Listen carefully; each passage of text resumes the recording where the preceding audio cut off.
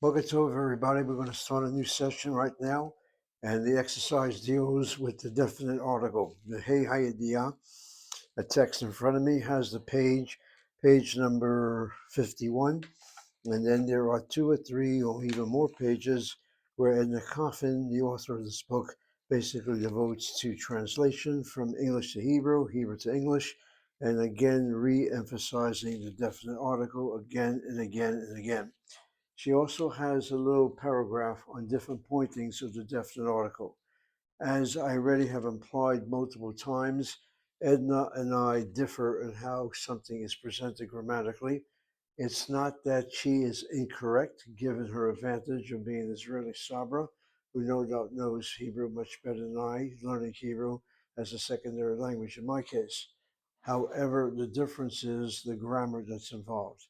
The definite article is much more intensified than Edna Coffin introduces, and so for our purposes, I'd like to go through several points that she doesn't mention as well. To begin with, the name of the definite article. There are two heys, as we call them, two-letter heys that are prefixed to a word in Hebrew. One is called the hey hayadia, hayadia, and notice again how we vocalize the hey hayadia. Notice the definite article here, where you don't know that yet. The so-called hey of knowledge is really what it means. You have the yud here with a dot in the yud, closing the patach underneath the hey. So if I want to syllabicate, I have CVC. My second syllable begins with the W of that yud. Underneath that yud is a shva. And so a letter that has both a dot and a shva under it, the dagesh is a dagesh chazak, the shva is a shvana. So I have C for the yud being doubled, the shvana underneath it. I continue with the next combination, which is a dalet, and if you look very carefully, here you have the yud as a marker of the long kirik. That's the difference. So you have CI and CV for the second syllable. And then the last syllable is CVC with the C in brackets. Again, the principle of the last letter of the word ends with a hey. There is no doubt that the hey is a vowel marker and not a true consonant. The root of the word hayidia is the root yud dalet ayin. This is something that I introduce, other instructors do not. Knowing the root of a word will get you more intimacy. It's what the word is. The word Yud Dalet Ayin does not just mean knowledge, it means intimate knowledge. It means sensual knowledge. And so the definite article attached to a word is that the word is not just any word, it is a definite word. If I say a book versus the book, the THE implies a specific book, not just any book. And also when it comes to knowing a person, when it comes to knowledge of a person, one does not know or one does not use the verb yudalit ayin unless there is intimacy between you and the person you say you know. Otherwise, we use other words which don't imply intimacy. So Yud Dalet Ayin is internal knowledge, intimate knowledge, and not just strange knowledge. It's explicit knowledge. The definite article. That is what's called in English the word definite versus the phrase indefinite, which is the a or the an prefix to a word. Then there's another hey in Hebrew called the hey hashelah. She does not introduce that phrase. I have already, and I think it's important that we see that as well. The so-called hey letter, at this time asking a question, hey hashelah. The hey hashelah I'll come to when I finish with the hey idea. In Purist, the hey hashelah looks just like the hey idea. The difference is one is saying something declarative, that's the definite article. The other is asking a question. That's the word she'elah from the root letters which mean to ask. Now back to the definite article. The definite article in Hebrew has a number of vowels underneath the hey. It depends upon the word that the hey is attached to. In English, the THE word is written independently. In Hebrew, it is a letter hey attached to the word that follows. The normal pointing of the definite article is a hey with a patach, and the word to which it attached to needs to close that patach with a dagesh chazak. If there's no dagesh chazak possible in that first letter to which you're attaching that letter hey to, then something has to change. So, for example, if I have the word sefer, I want to say the book, I add my definite article with a patach, and I place my dagesh chazak in the letter samach. Second principle is the definite article. What if the definite article is affixed to a word that begins with an aleph, an ayin, a hey, and a chet, and also the letter resh? These four laryngeals and the liquid letter resh do not double. They do not receive a dagesh chazak. As a result, the definite article is pointed with a medial kamatz to avoid the doubling that's not possible. It's not possible with laryngeal letters. And so the hey has an ah sound under it, but it's not the short ah, it's the medial ah. And so let's get an example. If I have the word or, the word for light, I want to say the light is ha or. The kamatz underneath that hey, since I cannot double the letter aleph. If I have the word iparon, which is a good word to know, it's now becoming obsolete. Iparon is the word for pencil. A pencil. Nobody knows pencils anymore, pens anymore. Everything's computers. Iparon, iparon, iparon. Just for review, notice the syllabication. The ayin has a short chirik, dagesh chazak in that pay. CINC, CVC. That pay is doubled. Underneath the pay is the medial kamatz. The medial kamatz is either accented or one place removed from the accent. The accent is definitely the last syllable. Long vowel close must be accented. Kamatz one place removed. Everything is regular. CVC, CV, CVC.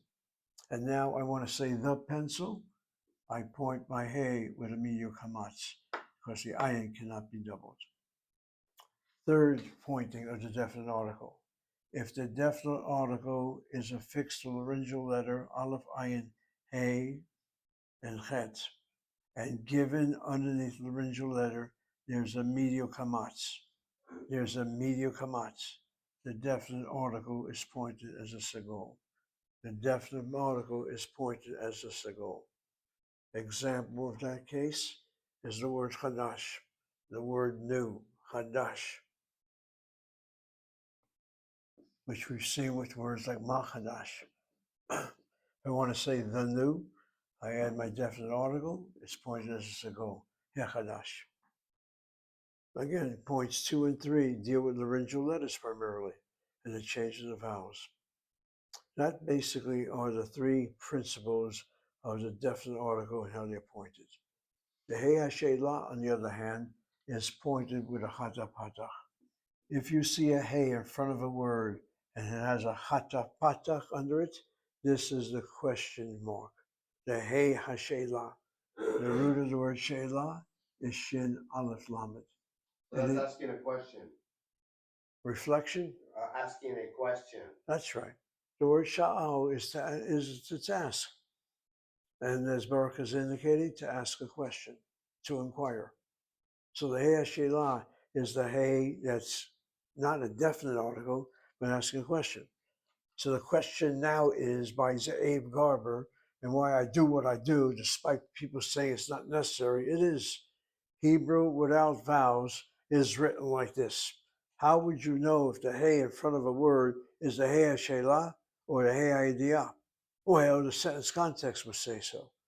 If that is so, then perhaps one example ought to put you in your place. The example is when Cain, or Cain, as he's called in Hebrew, was asked, is Abel or Hevel your brother? This is the response found in the Torah.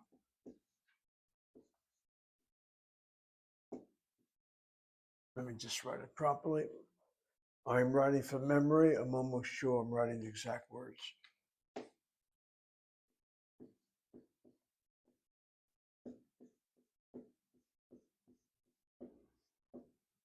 The reading is Hashomer Achi Anochi. That means I am my brother's keeper. If I point the word Hashomer definite article.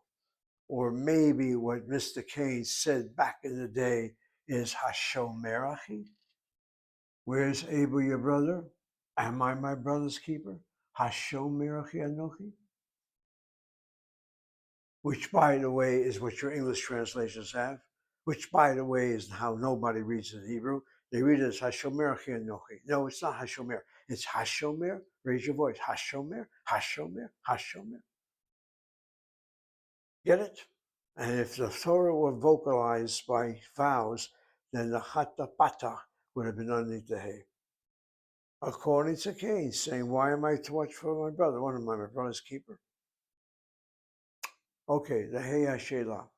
Let's now take a look at Edna Coffin. She's not focusing on all the points I made, but it's important that we have that.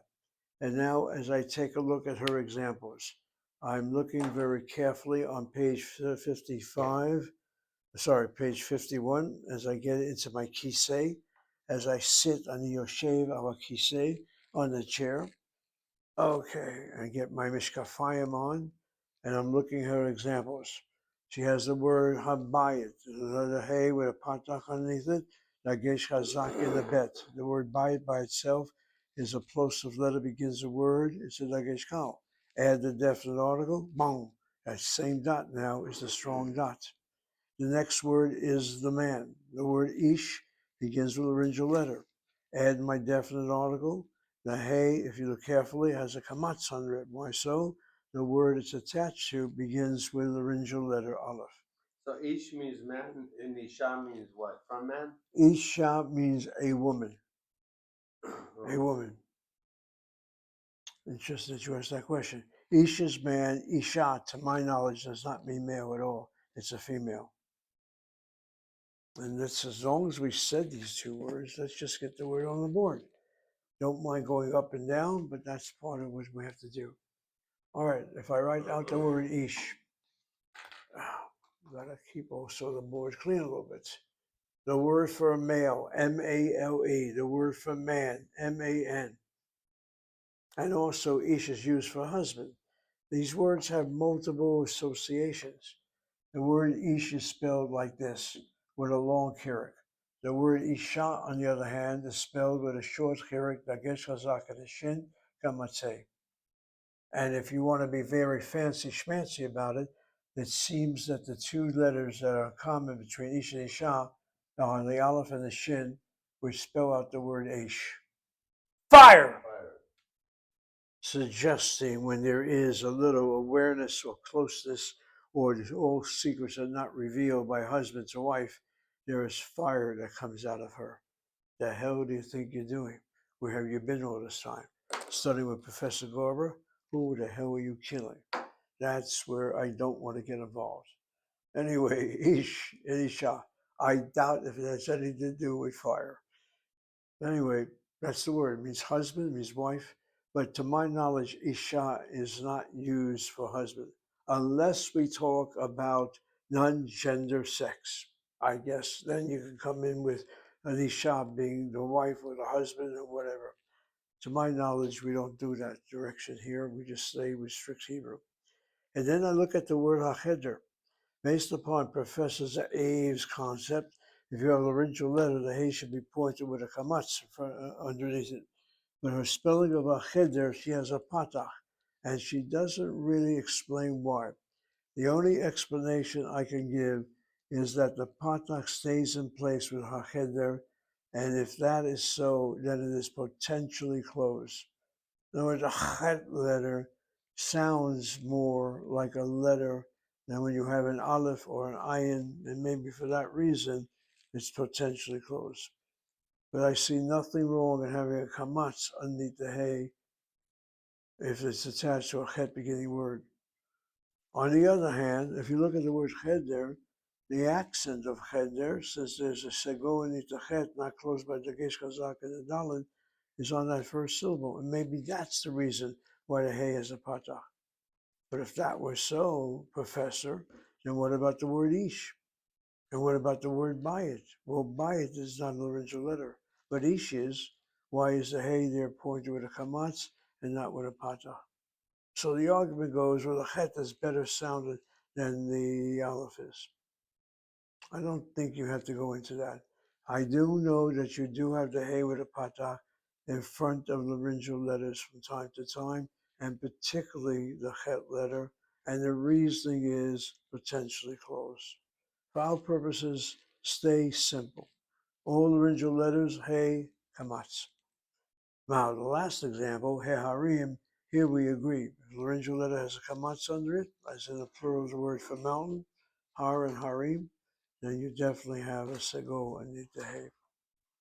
Then she goes through different nouns of different words. And so you have Talmid, Moreh, Rofim. I'm going to go through this very quickly. The word Talmid, Hat Talmid, He has a patach under it, the Geshazak and the Tav. The word Moreh, line number 2, going down on the left right side of the page, without vowels can be read as Morah, Moreh or Morah. The He, patach, the Geshazak and the Mem. The next word is Rofi'im, not Rofim. Rofi'im, Shvana Nitafeh. Ha Rofi'im. The Hey has a kamatz under it. Edna does not mention that in her paragraph. Interesting. She does not mention the letter Resh. I mentioned it to you, and here you have an example. Ha Rofi'im, the Hey is pointed with a kamatz, not with a patach. Sefer ha-sefer, hey with a patach. Shiurim ha-shiurim, hey with a patach. Safa, language, ha-safa. Again, with a patach means the next letter is able to receive the dagesh chazak. The word pikida, feminine word for clerk, ha-pikida, hey with a patach. Universitot, hey with a kamatz. The laryngeal letter aleph prevents the patach to be underneath the hey. Then the word morim, teachers, hamorim, hamorim. And that word, by the way, I shouldn't say it, but since you're watching it, you'll be responsible to be careful. Do not say the word morim, hamorim, as hamorim, as hamorim. Hamorim is the word for donkeys. Hamor is a donkey, hamorim, donkeys. As long as you want to say that word, learn how to spell that word hamor. A hamor is a good word for a jackass, for a donkey, as if you give donkeys no credits. The donkeys are very smart little animals like little pigs, and don't mess with them. The spelling of the word hamor in Hebrew is the letter chet with a miyu kamatz under it. And the plural, add Yechirik Yud Mem. This kamatz now is 2 places removed from the accent, reduces to a shvana. The chet does not take a shvana. The chatah patach, hamurim. And the word is hamorim with teachers. Ha-morim, not hamorim. But you can almost see a slight little emphasis that goes from teachers to donkeys. Okay, with that said, In there, oh, okay, go ahead. It says there's a reference to the appendix on 493 to 495. but we yes, could- we yes, could- there is. We could do that when you think it's appropriate. Okay, all right. Well, let me just finish this. Yeah, no, yeah, Then we'll look at that appendix. The appendix will. Master of Hebrew. All right. So I'm just telling you. No, I understand. Let me just finish the last 2 several words here. Talmidah, add the hey, the patachanita, hatalmidah, giveret. The gimel has a dagesh in it. Again, note, make a careful letters. They begin a word, don't have a dot in it. And then following, as a second letter and following that, the dagesh, if it's present, is a dagesh chazak. Ha-geveret, I'm adding the hey with a patach. The dot stays in the gimel. It's now a dagesh chazak. And then the word avodah is an ayin beginning word. The hey is pointed with a kamatz. And underneath that ayin, by the way, is a hata pata, avodah. Okay, what Baruch is referring to, there is a note here in Edna Coffin's explanation of the definite article that additional points are mentioned on page 493 in the appendix. And it should be in 493, the additional points I already mentioned. And let's just double check to see if there's anything that needs to be observed by me or corrected by me. Or just look at it in case it's complex and you can put it in layman's terms. Well, let me just take a look at 493 since it's caught my attention. All right, 493, the definite article. She goes on with it. She mentions what we said here. She mentions also the following letters, the four laryngals and the resh, where the hay doesn't get the patach hundreds. And then she goes into something else here with the kamatz. Yeah, ha'erev, the kamatz before certain laryngeal letters. I mentioned all four letters. Yeah, all five. But then she has, if the ayin or hay is accented, then the hay letter should only have should have its kamatz, not a segol. But unaccented, she has the segol and the hay.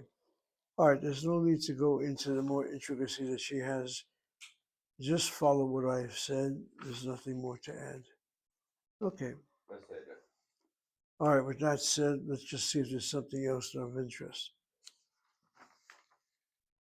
Okay, there is a section here where you go from On English. what page? 1 minute. There is a section here that goes from English to Hebrew, found on page 52. I would like to read the English. I would like to dissect the English. I like to go into English terminology, and then we'll do the Hebrew, so we cover both English grammar and Hebrew grammar. Page 52, translate the following sentences into Hebrew. Okay, Dan is a student at the University in Jerusalem. If you look at your English sentence, Dan is the subject. The word is a verb form. A is the indefinite article. Hebrew does not have the so-called verb to be in the present tense. Hebrew does not have a verb conjugated in the present tense. So Hebrew will not have translation for is. Hebrew does not have an indefinite article, nor does it have a translation for a. So Hebrew will have Dan student, not is a. At the university will be found in Hebrew, and then in Jerusalem will be found in Hebrew. Dan student. We recognize that the word Dan is masculine. Dan student ba'universita b'Yerushalayim. All right, here you have a situation where you have the phrase at the, and you have the phrase in. And I guess what you have here is the letter bet. That letter bet, the Bakal letter. If I'm going to do a full review, then I might as well get up again and go over this thing. The letter bet is that preposition. The letter bet is a preposition. A preposition. Words like to, at, for, in, with, these are called prepositions. The letter bet in Hebrew is a very common phrase. It has multiple meanings to it. Push the chair in or to the side. The chair? How's that? Bring the chair in so you don't trip on it. Once, If you're gonna write on the board, yes. pull in the chair so you don't trip on Okay, it. okay. I'm not going to sit by it. No, I'm just saying, just. Okay, let me just go into this right now. The phrase in English, Dan is a student at the university. The phrase at the and in. The letter bet itself, normal pointing is with a shvana. When it says at, the word bet in translation means in, on, with, at. So that's the word for at. And then we're told that the letter bet, when it's associated with a definite state of a noun, it takes over the vowel of the definite article. At the university. If you say at the university, the word università. I'm not going to be able to do small sentences, but the hey definite article is ha università. Again, the hey has a kamatz before a definite word, before a noun, it has the original letter. The bet comes along. You don't say bet ha università. It strikes out that hey and takes over its vowel. So at the university is ba università. You don't get a herrick on the bottom. Excuse me? You don't get a herrick or the single dot. I'm not. It's not B Università, it's Bet Università. It's ba university. Yes, yes, yes. We wrote the bet first with a shvana. Then we have the definite article. What I did was, Baruch, is to show that the bet strikes out the definite article, takes over its vowel. And if you want me to complete it, then drop this bet completely and drop that marker And what you have is Ba Università. That's the final form. Oh, right on. Excellent. But rather than write the final form, we go step by step. Ba Università. It's not Beha Università. It's strike out the hey, Ba Università, and the hey is pointed with a medial command. You don't hear this if you just speak Hebrew, Ba Università. And then it says, in Jerusalem. Well, the bet letters are back again. In is bim. But then we have the word Jerusalem. Again, it's a lot of hours of study, the same thing again and again. Yerushalayim begins with a Yud letter, and underneath the Yud there's a Shvanah. The rule of the Bakal letter Bet, if it's affixed to a word that begins with a Yud letter, and the Yud has a Shva under it, the Bet is pointed with a Chirik, and you drop the Shva underneath that Yud. So the final form is Bi Yerushalayim. Not Bi Yerushalayim, it's Bi Yerushalayim, as if it were pointed with a long Chirik. Again, the Bet letter before a word has a Shvanah under it, the Bet gets pointed with a Chirik. If that letter is a Yud letter in the Shvanah, the Bet gets pointed with a Chirik, and the Shva underneath that Yud drops out completely. It's all part of the Bakal letters that we already have studied. All right, back to my sentence again. Don is a student, Don is a student, Don student, Universitat Yerushalayim. The students at the university in Jerusalem. We are students. Anachnu, that subject pronoun. That word we, words like we, are, you, he, they. This is called a subject pronoun. Anachnu, and then the word are doesn't exist in Hebrew. You go on with the noun. Anachnu studentim at the Università in Jerusalem, Yerushalayim. Sentence number 3. Dr. Cohen is a doctor at Hadassah. Well, when you have doctor in English with the DR, then transliterate that in Hebrew as Dalet Resh. You don't say Arofei Cohen, say Doctor. Dr. Cohen is a doctor who Rofei Bahadassah. Notice I use that word who Rofei. I don't have to insert the word who, but there's a tendency to insert the third person, masculine and feminine, singular or plural, to modify the subject of the sentence if the word is or are is dropped. What is meant by that? If I say Dr. Cohen, Rofei Bahadassah, that's okay. But if I want to mention Dr. Cohen is particularly a doctor, no one else but Dr. Cohen is the doctor, I can say Dr. Cohen who Rofei, using that subject pronoun who, third person, in place of the word is. This is something not introduced. It is something very, very basic in Hebrew. The is word is replaced by the subject pronoun, and it's either male or female, singular or plural, depending what the subject, who the subject is. Anyway, the word doctor is a Rofei. Rofei. A doctor is a medical doctor. If you're not a medical doctor, then you don't get the word Rofei. Then the word Hadassah. Hadassah, emphasize the last syllable, Hadassah. If it's the first syllable you're hitting, Hadassah, that's the name Hadassah. The second syllable, or the third syllable, Hadassah, is the hospital name. And Hadassah is named after Shoshana.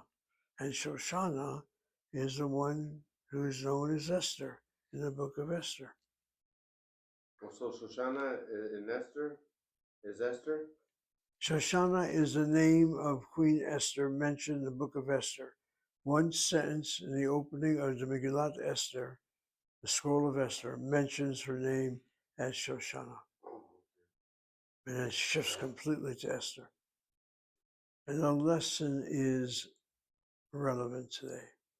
Don't go out in the street in Tehran with your kippah on your head. What does Shoshana mean? It means a rose. A rose? A rose, a flower, a rose. R-O-S-E. Oh. But you're not listening to the lesson yet. In Tehran today. We're not going to be there. Where Don't sure. walk out with anything because you'll be smacked. It's true of many places. Well, let's get back to the lesson. Well, then you This isn't define about it. politics. Let's get to the lesson. Yeah, well, the message is that. But the book of Esther holds about that Persian name or that non-Jewish name of Astarte, Esther. All right, back to our sentences, since we can't go into little talks like that. He is a Time is doctor. money, that's why. All right, he's a doctor. Hu morfe, hu rofe. You don't have the Israeli word. Rena, I guess you gotta get a feel, is a female name. Is a clerk at the university. Rena Pikida. If you say Rena Pakid, you got the meaning, but it's not the same gender. Rena Pikida ba universita. She's not a clerk, she's a teacher. Hilo Pikida, hi mora. Again, if you use the male gender, Pakid and Moreh, you're translating the word, but you're not doing the gender. The Hebrew has both, singular, female, singular, plural, and male and female. The gender has to be observed. Donnie's a teacher, Donnie Moreh, and then San Francisco, but San Francisco. Go back to the page where we have names and different names of cities, towns, countries. They are primarily feminine gender. And San Francisco is mentioned, San Francisco. They are not teachers, Haim Lo Morim. They are students, Haim student team. Uri Zamir is a professor. Uri Zamir, professor. And back in the classroom days, I would ask my students, what subject do you think Uri Zamir is a professor of? The name reveals it. Medicine. Says Baruch, medicine. Of all my students in all my years, only one student greeted me with singing at the door. And the next lesson he came in with a shofar. And Baruch sees every Armenian woman on campus and lullabies him. Uri Zamir is music. After all, Tamar is Armenian. That's Malki. Hashem's daughter, Malki Zedek. That's why they're going to burn her, because she was a Cohen's daughter. And she was. I don't know, but all I know is if there's ever a subject that's music, is Baruch. Uri Zamir. Zamir is melody, I guess. Oh, Any- Zimrod, like Zimrod. Oh, I Yeah. didn't know that. Well, anyway, if you need to make a hypothesis, I presume Uri Zamir is a professor of music. It's not a big issue, but it's just. There's a guy named Zamir Cohen. He's a young Israeli guy, or not so young. Is he a singer? No, he's a Tamid Haham, a scholar. He's not into music? I don't know, but he's not. I don't know him for that purpose. Listen to his talks, and he's so great. Oh, let me put it this way. Anybody who has a surname, Shem Mishpacha, Zamir, chances are they probably, back in the day, somebody was a chazan or somebody was into music or something like that. You don't just get last names unless they're associated with professions, with cities, whatever. So goes the theory.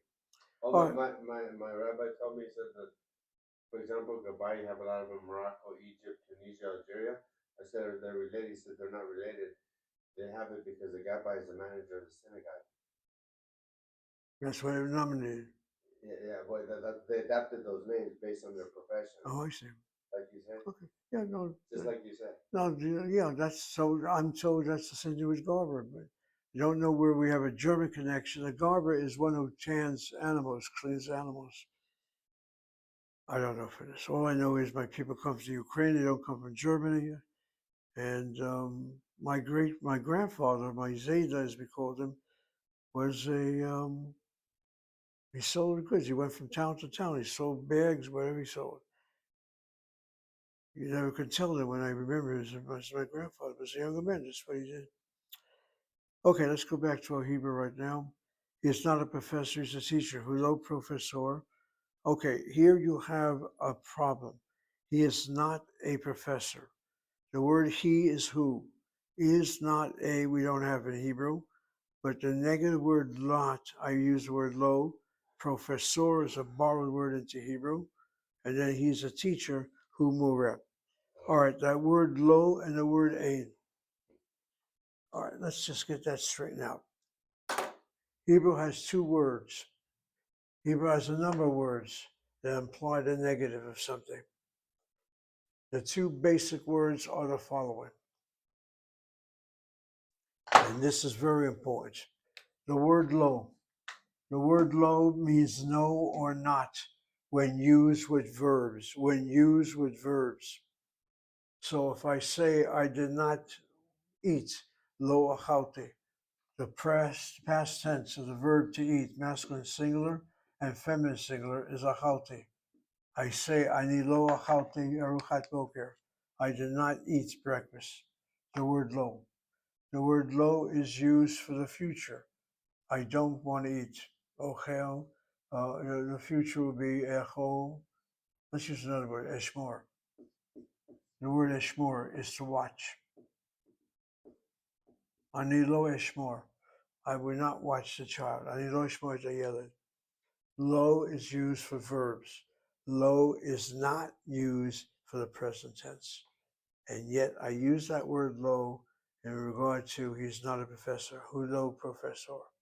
The present tense of a noun is the word ein. Hebrew does not have a present tense.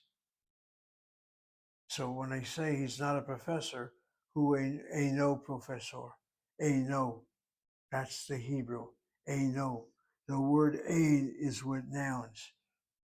Ein sfarim al shulchan, there are no books on the table. Ein kova al shulchan, there's no hat on the table. So ain is with nouns, lo is with verbs. How's that? Ain is for nouns, lo is for verbs. Ein is for nouns, period. Lo is for verbs, but the present tense does not exist in Hebrew. So don't expect to find lo with a verb in the present tense. Now, do Israelis speak this way? No. They use the word lo for verbs in so-called present tense. For example, I am not a watchman. Eineni shomer. The word ein has pronominal endings. If you want to not say the pronominal ending, so ein ani, which is awkward. Ein ani shomer. I am not a watchman. Or I am not watching. Ein ani shomer. The present tense doesn't exist in Hebrew. But when it comes to words in the so-called present that sound like a verb in English, and people have the tendency of using lo. Ani lo lomed, ani lo kotev, ani lo ochel. It should be eineni ochel, eineni lomed, eineni mitpalel. But people have lost the use of that word ein and its pronominal ending. Its pronominal ending will identify the subject. And if it's a professor who doesn't eat, a professor eino ochel, or ein a professor ochel. I call that to your attention because she's using the word no here, and that word she normally translates as lo, but the word ein is better. But we don't use ein anymore. And then the other point, that word lo is permanency. When you use lo in regard to a verb, it is something permanent. As in the Ten Commandments, lo this and lo that. Do not murder, lo tirtzach. That word lo is not just simply indefinitely no, it's permanently no. All right, that's getting too advanced right now. But anyway, he is not a professor. Hu lo professor, hu moreh. I'll use the word lo, but the better Hebrew, the more grammatically correct Hebrew, hu eino professor, or ein hu professor. She does not introduce ein, so we're not going to bother with you with that. And then the next sentence, Rina is not a clerk. Rina lo pikida. That's the average Israeli way of speaking. Rina eina. The pronominal ending ein, third person feminine singular, eina pikida. You, feminine plural. See what she does with that sentence 12? You by itself could be singular masculine, singular feminine, plural masculine, plural feminine. A tem, isn't it? Yeah, well, The same. since she mentions feminine plural, that's what she wants. But you cannot tell it's feminine plural by the word you by itself.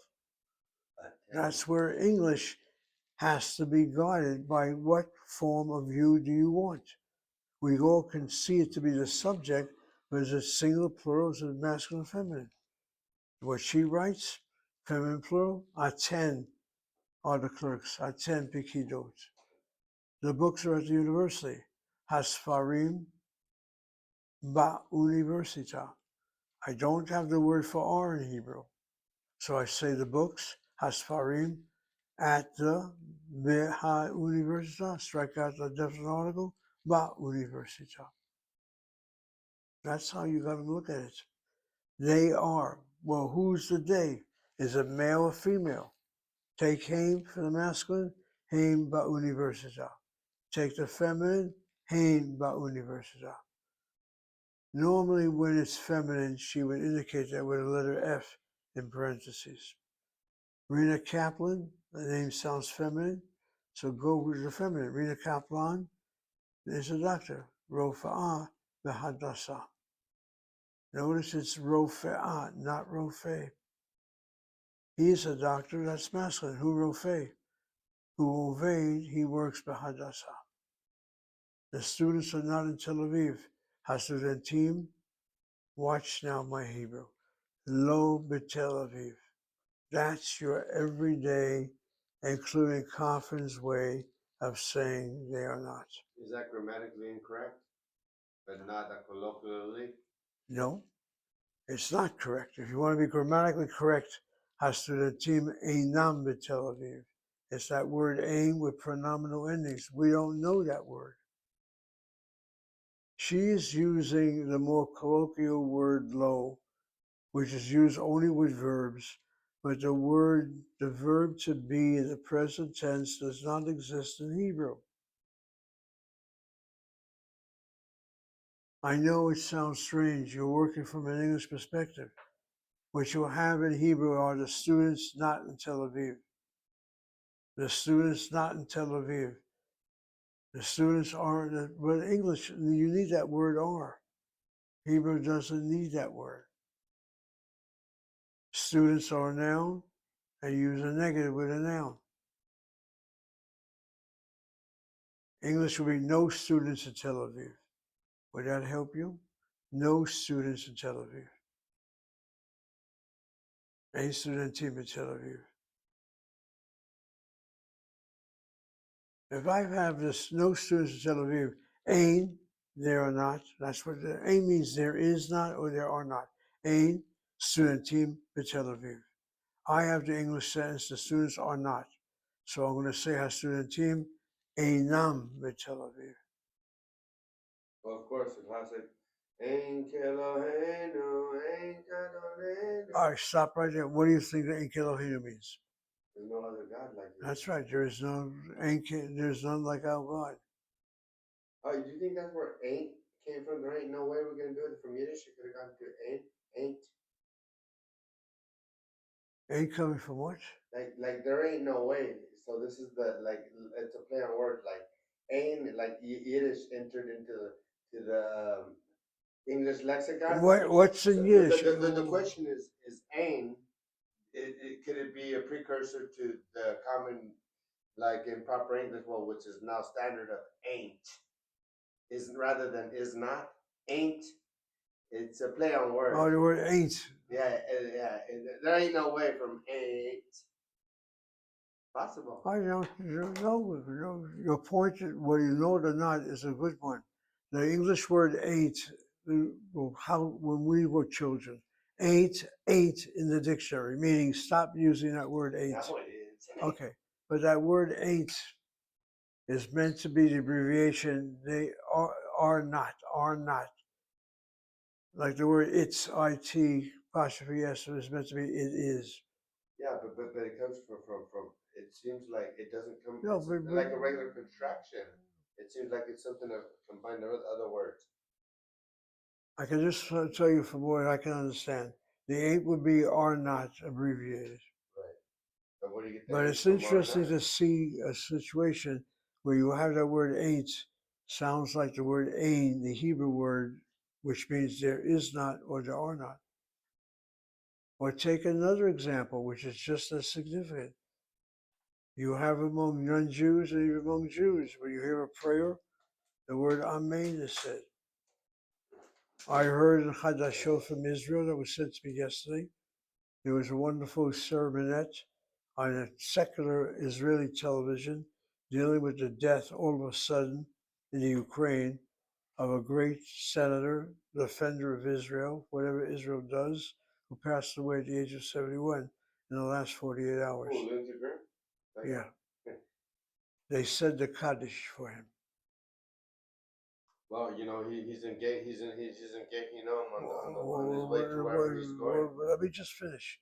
The Kaddish was said with every paragraph, Amen, Amen, Amen.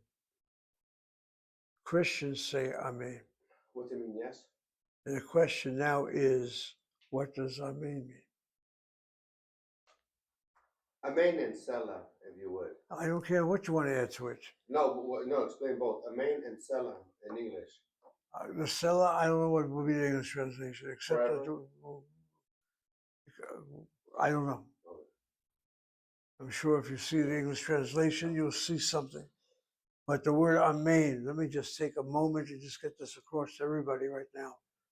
That word Amen, nobody knows what it means. I know what it means.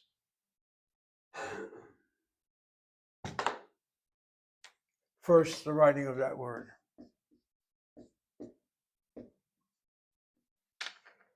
That's Seire underneath the mem. The word is an abbreviation of 3 words. The letter Aleph, El. The letter Mem, Melech. The letter Nun, Ne'eman. King of the universe? El is a faithful king. Our understanding of El, despite its non-Jewish background, is God is a faithful king. El Melech Ne'eman. That's beautiful. I never heard that. Well, now you do. But you ought to notice you don't have the Yud Hey Vav here.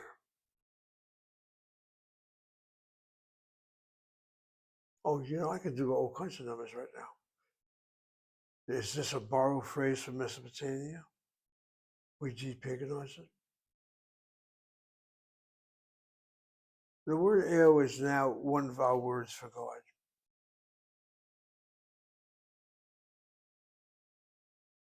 It's just interesting. And the Selah means, what translations did you give me for Selah? Forever? Forever. Could be. Let's double check dictionary. It fits in perfectly because it makes sense with El Melech Ne'eman. And according to Jewish halakha, as I understand it, if you hear a prayer basically and say Amen, it's as if you yourself have said every word. But to hear means to also understand. You're probably right.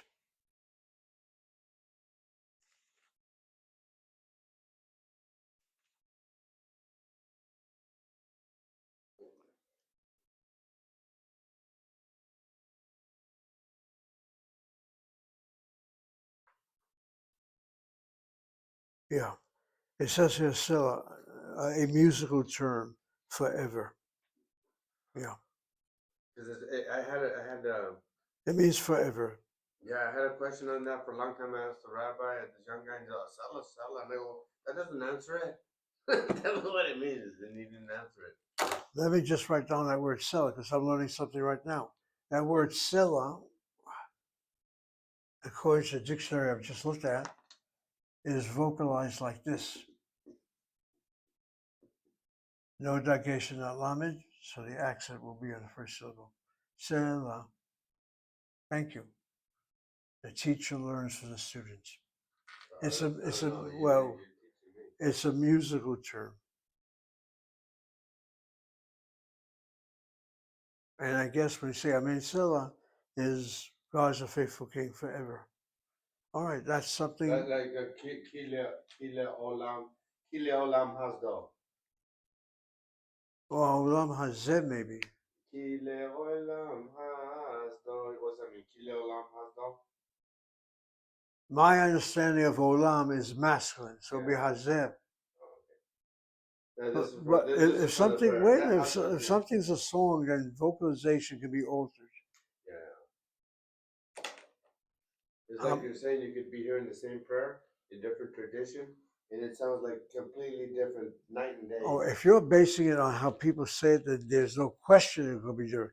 I want to see the actual writing Oh, yeah, down. yeah. A lot of writing is the same. But then I noticed too that the Kedushas, like the Nakisha and the Ashkenazi, I'm starting to go back to the Ashkenazi, my Ashkenazi roots.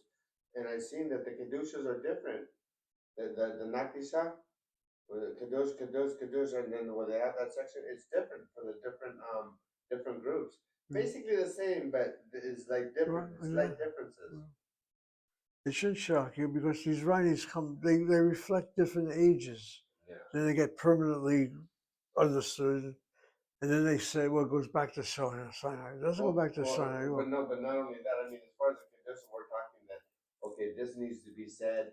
This needs to be said. Some have this, and I was asking how they It that is like depends on what Beit Knesset you go to. They'll yeah, have their own. yeah. No, but the point was I thought that the kedusha was standard, but it's not.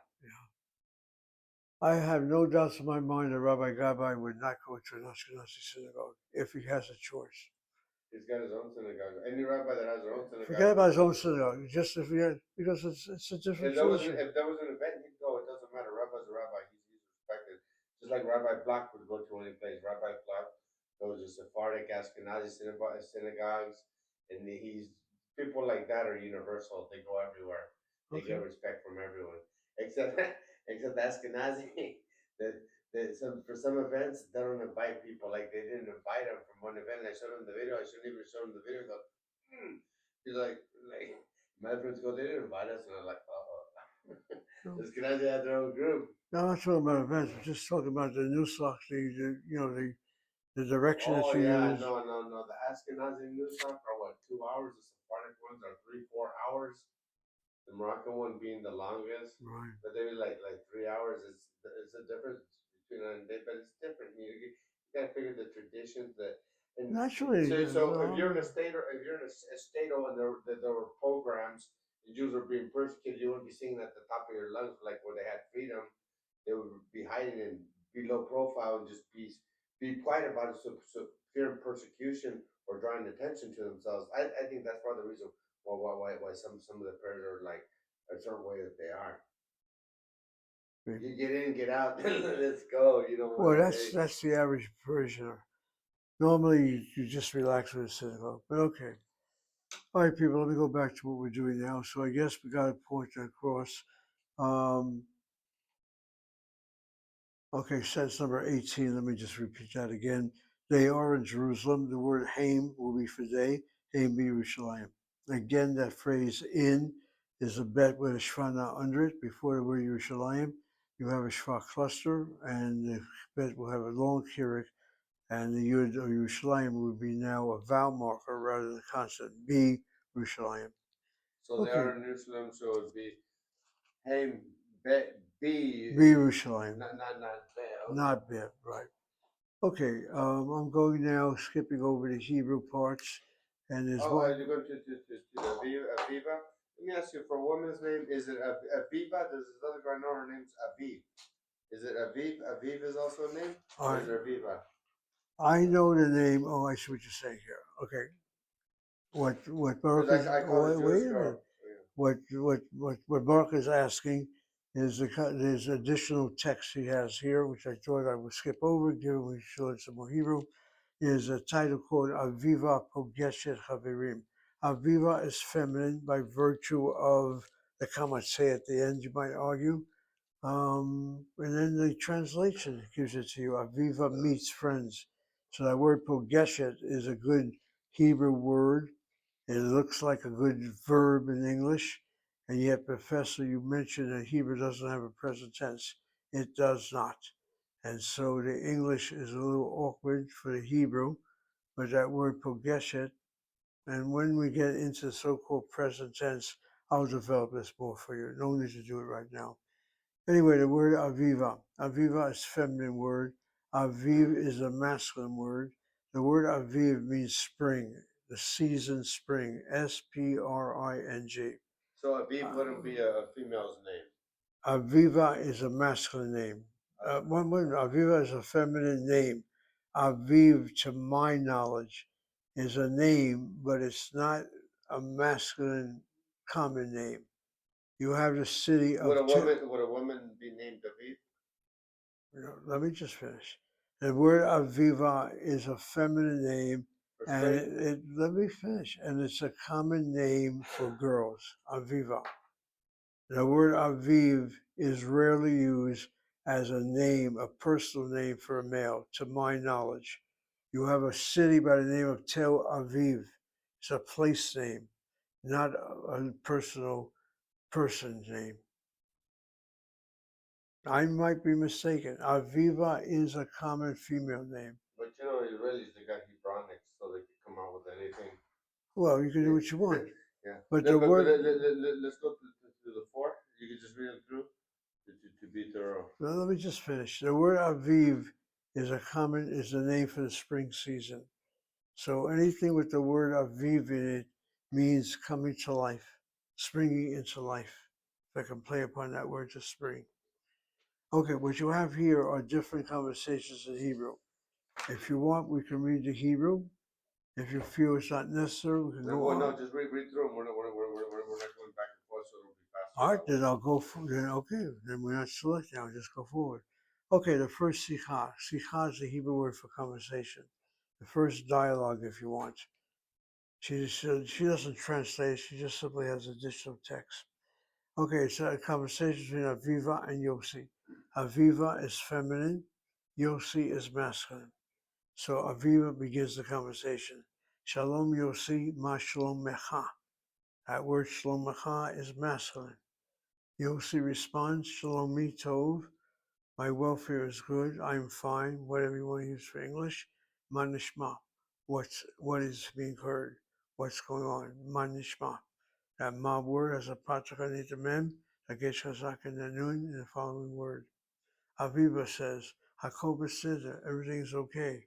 And now mechadash, like with the letter hey, the mem letter, the pata becomes a sagol if it's affixed to the word that follows that has the laryngeal letter and kamatz underneath it. Mechanash. In fact, in the coffin, she has the hey letter with a pata in front of the laryngeal letters, the laryngeal het, which has which follows. Cheder, I believe she has that word. The pata is underneath the hey. If that's so, then it should be Machadash as far as coffin goes, but she doesn't. She has Mechadash.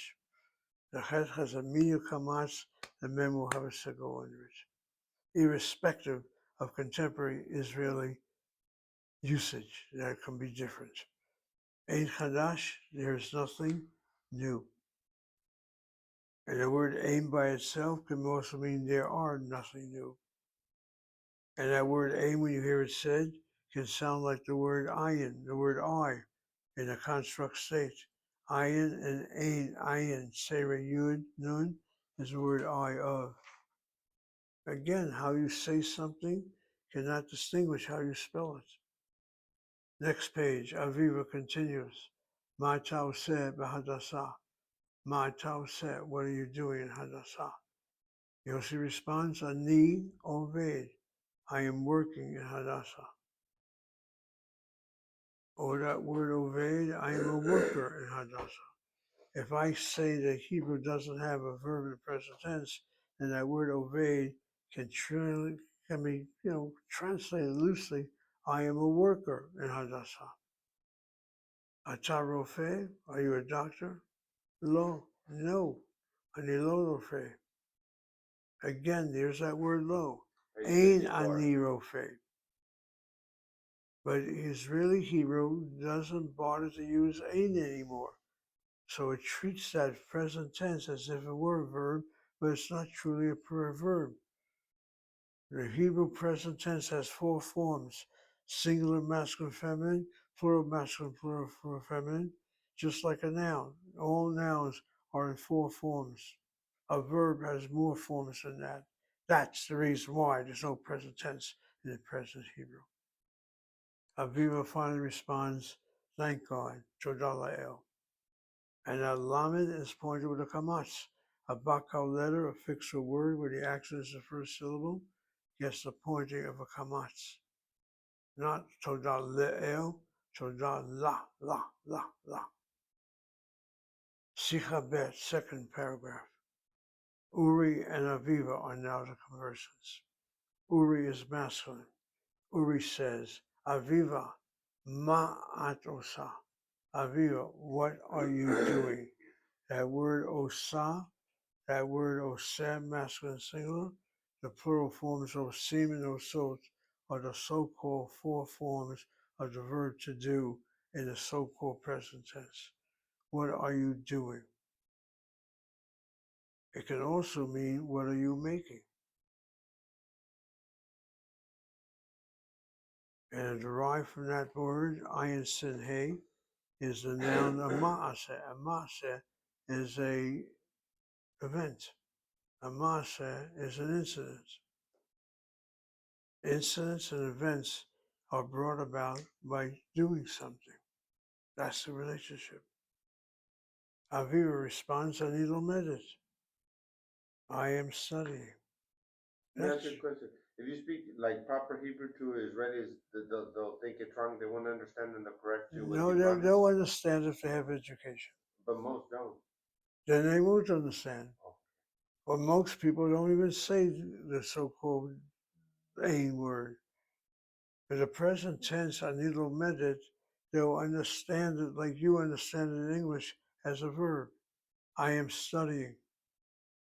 But the word, if you want to be literal about it, ani lomedet is the same as saying ani tamida, I'm a student. We'll go ahead and finish to the end of the page. Yes, I'm doing it. Ani lomedet, ani tamida. Now let me make a correction here. She's not a Talmidah. She's a student teach. She's at the university level. That word for student is student or student teach, not Talmidah. That's for lower levels. Matlomed, Matlomedet. Anilomedet Safot. What are you studying? I'm studying languages. Notice the word Safa is used. That's the secular word for language. Lashon is a sacred word for language. La'an at holechet, where are you going? La'an is where to. At holechet, walking to. Ani holechet she will be reached. I'm going to Hebrew class. And then shalom, and she responds to Rose. He says goodbye, but she says, I'll see you again. They hit Rose. Next paragraph. Shalom Dani, shalom Aviva. Dani, Dani, ata oved ba'universita. Do you work at the university? L'kein, he says, Ani oved ba'universita. Ata student? Are you a student? Lo. Ani lo student. Again, Ani lo student. Any student would be probably better. Ani professor. Va'at, and you? Ani talmidah. Ani lomedet. I am a student. I study. Okay, we now have the page of English to Hebrew. 55. On page 51. I'm going to read every sentence and then we'll translate to you. 55. Page 55. Okay. Uri goes to work. Uri holech lavodor. Well, here you go. Does the word to work mean the noun or the verb? If it's the verb, Uri holech lavod. If it's the noun, Uri holech lavoda, place of work. He works at the university. Uvei ba'universita. He is a teacher. Hu moreh. Aviva also works. Gam Aviva, the word gam for the word also. Gam Aviva ovedet ba'universita. Again, the English, Aviva also works at the university. If you want to take it the direction of English, Aviva gam ovedet ba'universita. She works and she studies. He ovedet v'hi lomedet. She is a clerk and she studies languages. He pekida v'hi lomedet safot. Uri is a teacher and Aviva is a student. Uri moreh, va'aviva. Vav has a hapatach under it. Aviva has a chatapatach underneath the aleph. So the Vav assimilates the sounds of Hatapata. And Aviva, Va Aviva Studentit. Repeating the Hebrew, Uri More, Va Aviva Studentit. Paragraph 5b. Mr. Gaspi in dialogue with Mrs. Sharon. Mr. Gaspi. Hello, Mrs. Sharon. Hello, Shalom, Geveret Sharon. She responds, hello, Mr. Gaspi, how are you? Shalom, Mar Gaspi, Ma Shalom Mecha. I am fine, and how are you? Ani Beseder. And how are you? Ma Shalomech. Ma Shalomech. The Vav is pointed with a short before mem word beginning by labials. Thank God, I too am fine, she says. Todala El. I too, Gamani Beseder. Are you a student at the university? Mr. Cosby asked. I studentit ba universidad. Her response, yes and no. Kain valo. The Vav is pointed with a kamatz if it's attached to a word when the accent is on the first syllable. It's not Kain vilo, but Kain valo. Mr. Cosby then asked the question, yes or no? Kain valo? And then Mrs. Sharon responds, I study and I work. Ani lomedet va'ani. The Vav is pointed with a patach. Aleph has a patach under it. The Vav assimilates the sound of the chataf. Va'ani ovedet. What do you do at the university? Mrs. Sharon is asking Mr. Cosby, Ma ta'oser ba'universitah. He responds, I work, ani oved. And he says, I am a teacher, ani moreh. She then asks, where are you going? Lana ta'olech. Mr. Cosby responds, I'm going to class. Ani olech lakita. To class. Ani olech lakita. To a class. If it's to the class, ani olech lakita. She then says goodbye. Shalom. He responds, I'll see you. The hit road. Okay, let's take a break at this point. Yeah, it's the end of units. Thank you. So we'll start on page 56, which Right. is the unit. Yep.